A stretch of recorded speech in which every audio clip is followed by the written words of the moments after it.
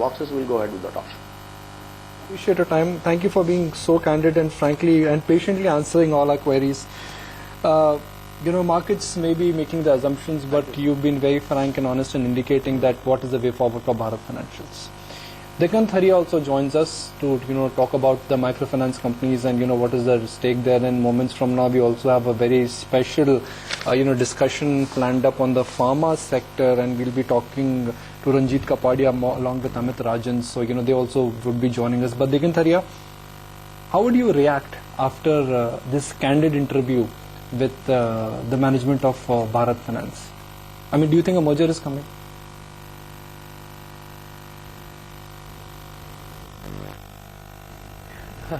Oh, very, very difficult to guess that. But yeah, it definitely looks like there is something on the table for sure. But it's anyone's guess as to when and what will happen. But yeah, I think with or without the merger, this company Bharat Financial has been the strongest player, and probably it's also a little bit visible in the performance which they have shown. So yeah, if it happens, it's good for everyone. If it doesn't happen, I think it takes a little more time for the company to go back to its past days when it reports like 4 or 5% ROAs and 20% ROEs. Right, but from a valuation standpoint, Nikunj and I were just having a conversation a while back about how the stock has come off from, teasing 1,000 at one point in time. Do you think it becomes even more compelling at 600, 650 for a bank to take over Bharat Financial?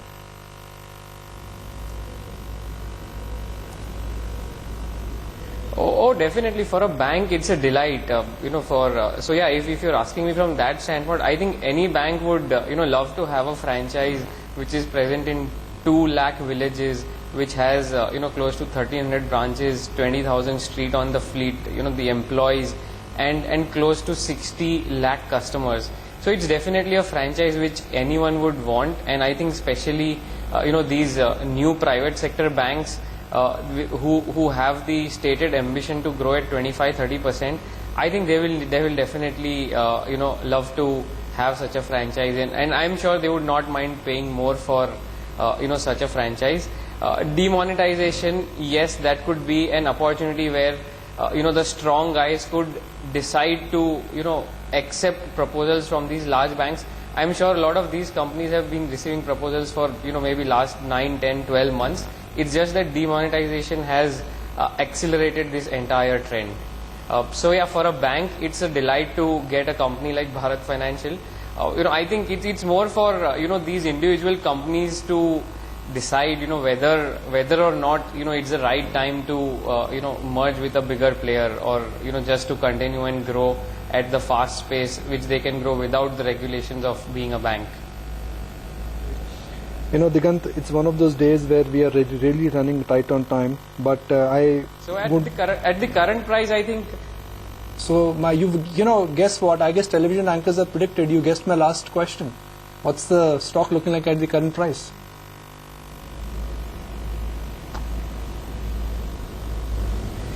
Yeah, so I think if somebody is willing to wait out for another 3 to 6 months when the data really starts improving, with or without the deal, we think the current price is quite good for investors. Obviously, the investors cannot look at June 17 or September 17 for the stock.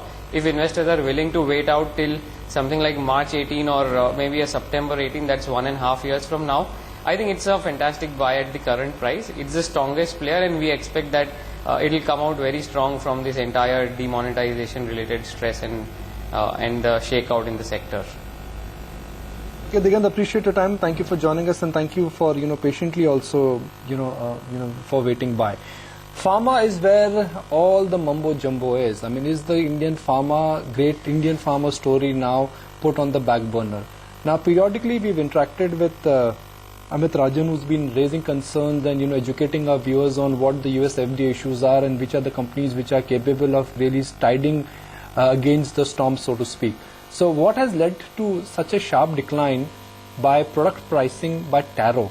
And what Taro represents are some specialty products. If they've fallen, what could happen to companies which are in the pure generic business? We'll understand valuations, the sector, the challenges, and the reality Let me now bring on board Amit Rajan and Ranjit Kapadia. Amit, my sincere apologies. We were supposed to come to you at about 9:40, but we had a very engaging chat with the management of Bharat Finance, so that kept us occupied. So my question to you is, are tarot numbers a telltale sign of the new reality for Indian pharma companies? Yes, Nikunj.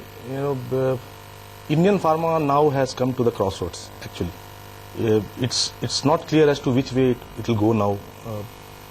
With the number of changes that's happening across the globe, US coming out with pressure on generic pricing, Indian government moving towards generic regime, and most importantly, the semi-regulated market, which were Africa, Ukraine and Russia of the world, they are setting up their own manufacturing units to promote their own local pharma.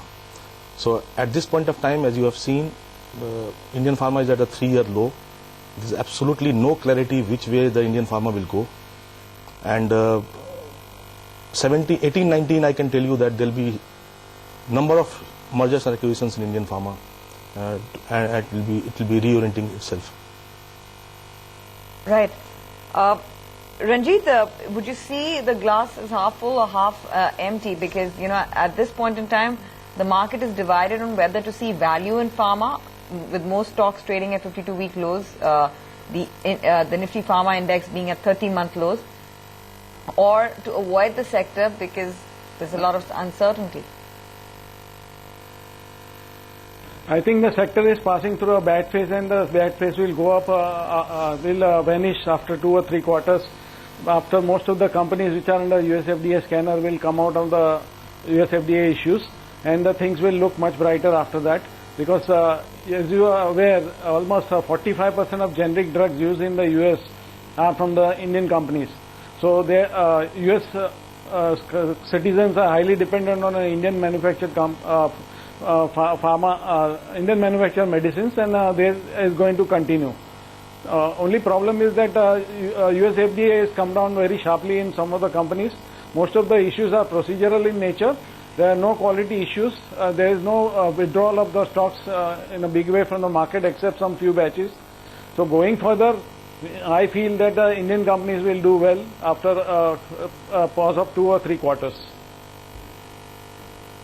Amit, what we've discussed with you up until now are the US FDA problems, which are manufacturing in nature. That's a process. That's one side of the story, that you can't make good quality high standard products. That, it could take 1 quarter, 2 quarters. Some company will be able to solve that problem. But where the new challenge has come is there is a vertical price decline.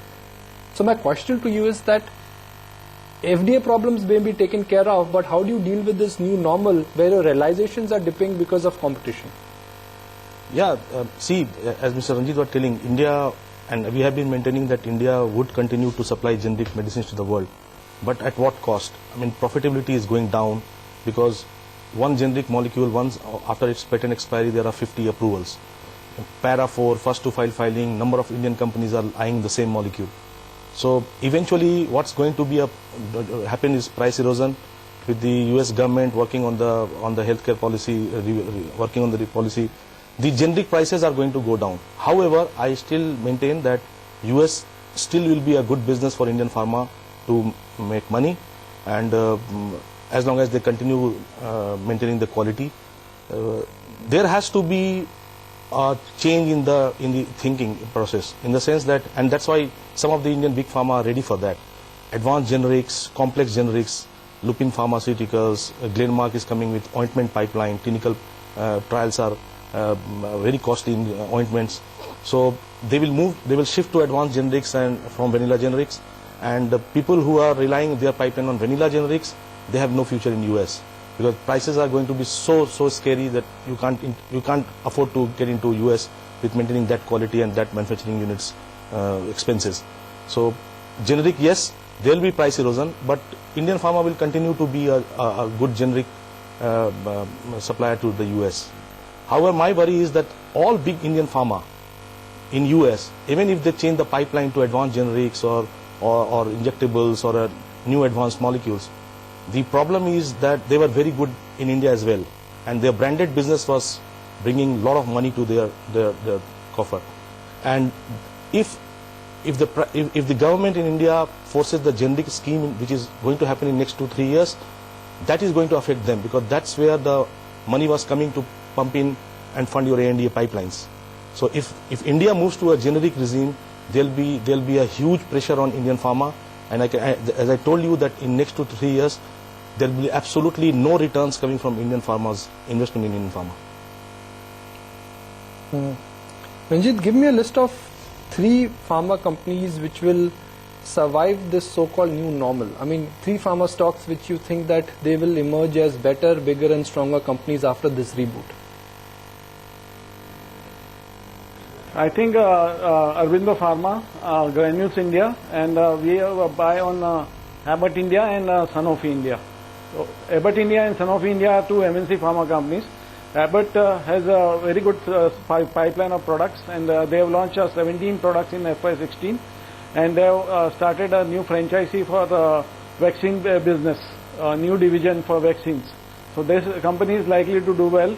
And second is Sanofi India, which almost 26% revenue comes from the export, and this is the only company which has got a strong export potential, MNC pharma company. And the other products, they are Lantus is doing exceedingly well in the domestic market. It's the largest selling insulin product in the glargine segment. Amit, the same question for you. To maintain Lupin, because I am aware of their pipeline, because that gets published and the kind of pipeline they are handling. Sun Pharma, you know, I mean, it's now, we discussed last time also that it's more than 2 years now. Sun Pharma has a FDA issue. It will remain there for another 2 years, the way they faced the last FDA inspection and the surprise inspection at their other plant. So Lupin is good. Natco, I tell you that it has a different out licensing model, working with Mylan and other companies to one on core technology molecule. There was a third company, I'm sorry to say, Divi's Laboratory. We had very high hopes, and it was a bellwether of Indian pharma in terms of API producing company. But the way FDA inspection had gone to Divi's, it had disappointed a lot of Indian pharma, including me as a pharma professional. So if you look from and Biocon. I tell you, Nikun, the way for Indian pharma would have been shifting from, as I told you, from vanilla generics to advanced generics to biopharmaceuticals.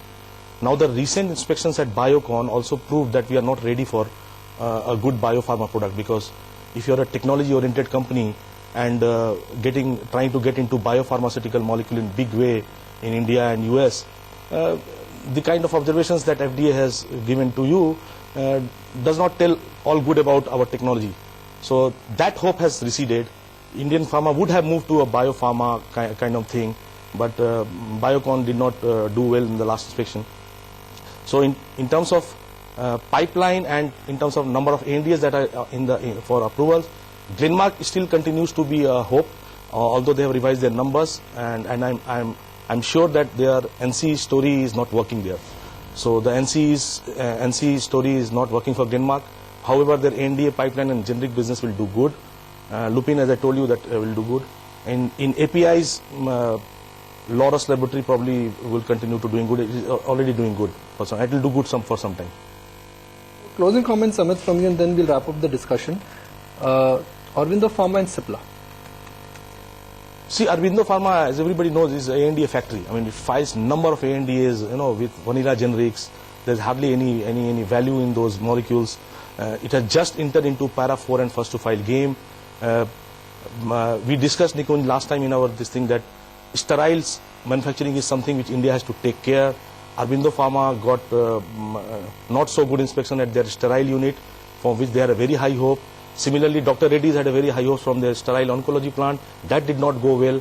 So Aurobindo, in terms of number of ANDAs, looks good, but in terms of realizing numbers, as long as they are vanilla generics, I don't think there will be all big pharma in on the 600, 700 range. You see, I mean they are like nervous 99 of Indian cricket. So Aurobindo, unless until it gets into Para 4 and first to file molecule, I don't think we'll have the same success story. Well, gentlemen, Appreciate your time, and thank you once again for patiently accommodating today's interview request. Always a pleasure to connect with you, Amit and Ranjit. Two veterans from the pharma space with a deeper understanding of the process, and another one talks about valuation. Haven't taken a break? Let's take one, shall we? Yes, let's take a break. When we come back, Achal Bakeri of Symphony will join us live.